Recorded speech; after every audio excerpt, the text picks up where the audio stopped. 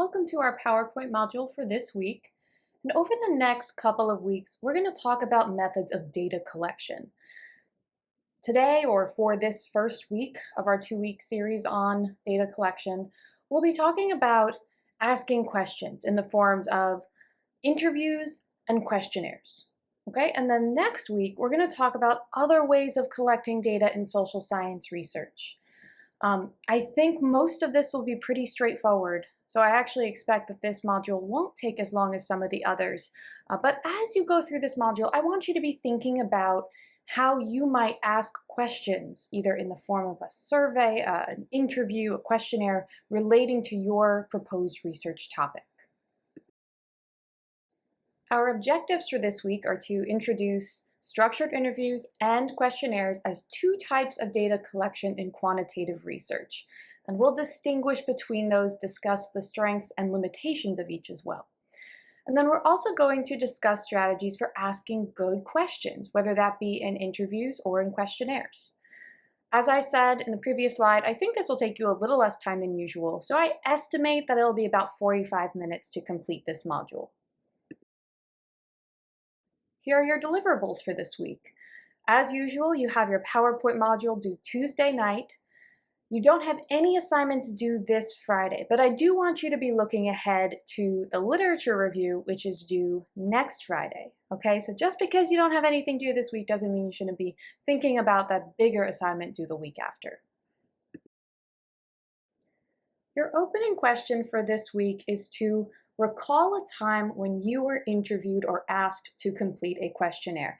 And this can be for research if you've been a participant in a research study, but it certainly doesn't have to be, right? We engage in interviewing and perhaps questionnaires all the time. Think about a visit to the doctor or a job interview.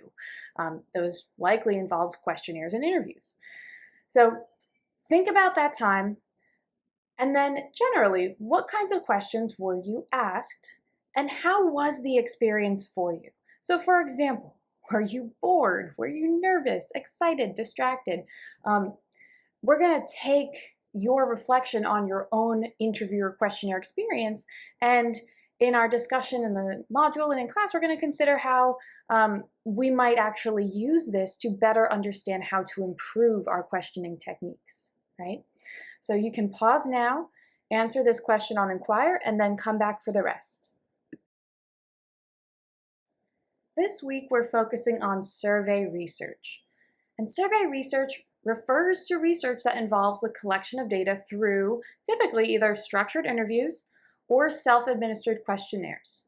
And this is definitely much more quantitative in nature. So we're going to be really focusing on quantitative methods here on out.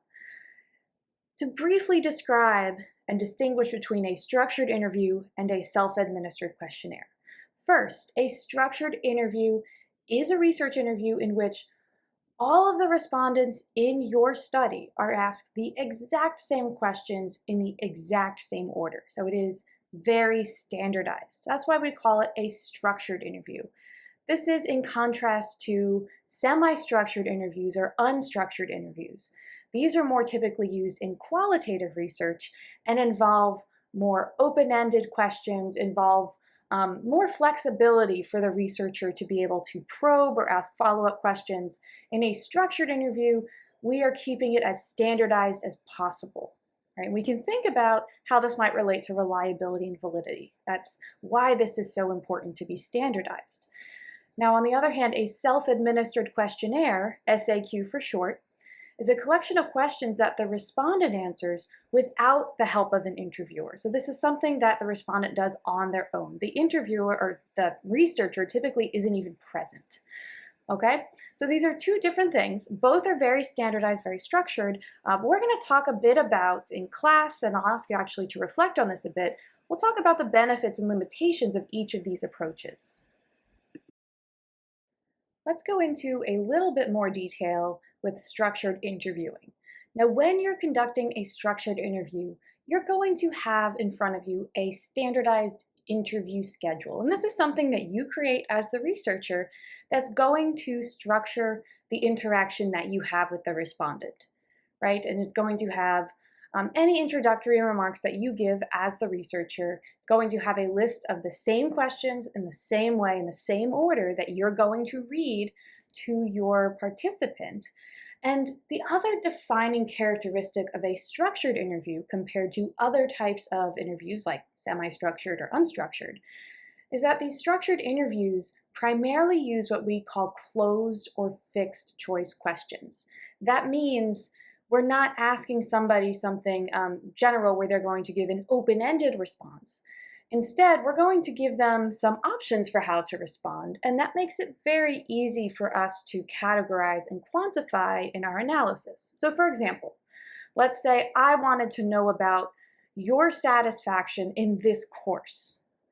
Instead of saying in an interview, let's say I'm the researcher, instead of me saying, tell me about your experience in this course this semester, which is very open-ended, gives the participant a lot of directions to go in responding, I'm going to close it up a bit. So instead I might say, on a scale of 1 to 10, how would you rank your satisfaction with this course? And this gives a fixed set of responses. It has to be between 1 to 10, and I'm not really asking for a very open-ended response here. Instead, I'm asking for something that is closed or fixed. So that is the distinction between closed questions and open-ended questions, just like you would have it on an exam, right? Multiple choice is a closed question, whereas a short answer essay, that's an open question where you can answer in a number of ways. Typically, to standardize things as much as possible, structured interviews include mostly closed questions. There may be some opportunity to fit 1 or 2 open-ended questions in there, but you have to be aware that you're going to get a variety of responses that might be harder to quantify. Okay, so what about a self-administered questionnaire or an SAQ? Recall that the difference between an SAQ and a structured interview is that the researcher isn't present and isn't reading questions to the participant for an SAQ. Instead, the participant is answering the questions on their own. Perhaps they have it on a sheet of paper in front of them. Perhaps they have it on a computer screen or a tablet. Now, the role of the researcher is to create that questionnaire for the participants to complete independently. And the respondent is going to write answers directly on that form. Typically, and I didn't include this on the slide, but this is important, just like with a structured interview where you have primarily closed or fixed choice questions, you're also going to have primarily closed questions in a self-administered questionnaire. This is much easier for us to quantify in our quantitative analysis. So most of the time you have closed questions. There may be some room for open-ended questions if that's something important to your research, but we typically do closed questions. In addition, it's important to know that there are different ways to administer a self-administered questionnaire. Perhaps you're going to send it in the mail. I mean, this is the way historically we've seen a lot of SAQs be done. However, more and more we're seeing SAQs that are done by email or electronically. The census is an example of historically being done pen and paper, in person, and postally. And now you see the conversion of the census to a more online format where participants can follow, go on a website and answer the questions for the census. So we do see email being used more and more in SAQs. I think that's all I have to say at this point with SAQs. The other thing we're going to talk about is the importance of formatting your SAQ in a way that is going to be easy for the participant to read, understand, and respond to. Okay, so this is very important for an SAQ because the interviewer isn't present in order to clarify any potential issues or misconceptions with the questions. Instead, the participant is doing this completely on their own. So we have to pay a lot of attention to how our participants are going to interpret the questionnaires they get. Here's your content question for this week. I did touch upon this in talking about structured interviews and SAQs in the previous slides, but you can also find more information about this question in your textbook, okay? So I want you to identify the benefits and limitations of using self-administered questionnaires in social research compared to structured interviews. So basically what you're doing is identifying the benefits and limitations of SAQs and the benefits and limitations of structured interviews in your response. okay? I would say go with at least 2 or 3 benefits and limitations for each one of them. And again, you'll find some of the answers to this in the module already and some more information on this in your book. So you can pause now, answer this question on Inquire, and then come back for the rest. Now, as I said before, we do need to be really careful about how we format an SAQ because the researcher isn't there to provide any clarification typically. So the participant is on their own to figure it out. We also want to reduce any fatigue that could come to our participants from participating and completing the SAQ. We want to make sure that we're not tiring them out by giving them something that's going to be cognitively and visually difficult to process. So here are some basic tips, and I think this is pretty straightforward, right? If you're preparing anything, you don't want to have a cluttered layout. You want to make sure that it's uncluttered, easy to follow. You want to have clear presentation. You typically want to arrange your fixed response options vertically to reduce the risk of error. And there has been research done to demonstrate that people are more likely to make mistakes on SAQs when the response options are given to them horizontally compared to vertically. And then finally, you want to give very clear instructions about how to proceed, right? How should your respondents actually respond to these items, even if it appears obvious to you because you've been working on this SAQ and developing it, make sure that it's clear to your participants. So you actually do see an example over here of the start of a self-administered questionnaire. And what you see here are some instructions on the top, which is good, right?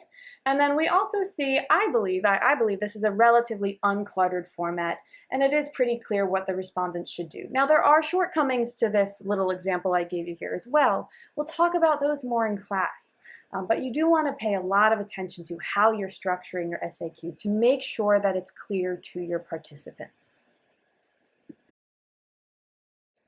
One of the other things that we're going to talk about this week is the importance of developing good, clear questions, right? You can have a very clearly formatted SAQ and it could look really pretty, but if your questions aren't clear and if your questions aren't going to elicit the kinds of responses that you need from participants, then you're going to have trouble when you get to analysis, right? We'll talk more in class about asking questions. For now, just to introduce this topic, I want you to watch a Pew Research Center video. Pew Research Center, they do a lot of social research, a lot of polling, national trends, and they primarily look at trends in attitudes, right? Attitudes regarding various social issues across the country. So I want you to watch this video. It's called Methods 101 Question Wording. There's a link on Inquire. It's only a few minutes long. Watch the video and then answer the following video question on Inquire. Describe one piece of advice from this video about asking good questions. How would following this advice help you develop valid and reliable survey instruments? Now, by survey instrument, I just mean your interview schedules or your questionnaires. These are the instruments that we are using to collect data. So another way I could ask this question is, how would following this advice help you to develop more valid and reliable interviews or questionnaires? Okay? So pause the module here, answer this video question, and then come back for our last slide. So that concludes our PowerPoint module for this week. I told you it was going to be a pretty brief one. You do have readings to start thinking about for next week, Bryman chapters 12 to 14, and then you also have an article using content analysis, which is one of the topics we're going to cover next week. You don't have any assignments due this Friday, but next Friday you have your literature review due on Inquire. Okay, so do start working on that because I expect it is going to be a more time-consuming assignment. Okay, so work on your literature review. It's due next Friday. I will see you in class.